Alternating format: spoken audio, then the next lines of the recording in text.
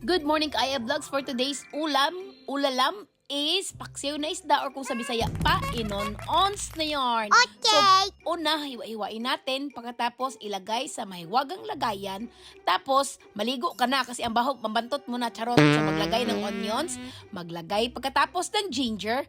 Tapos, pamintang buo. At pagkatapos ng pamintong ito, yung dried chili na binili namin na sobrang sarap. Kasi maanghang siya.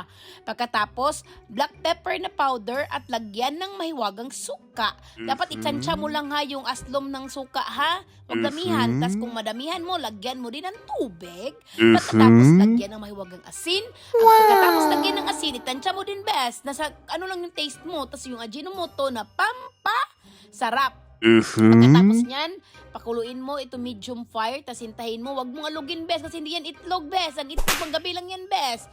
Ngayon, magluluto muna tayo niyan, bes. Mamaya na yung itlog. At tapos,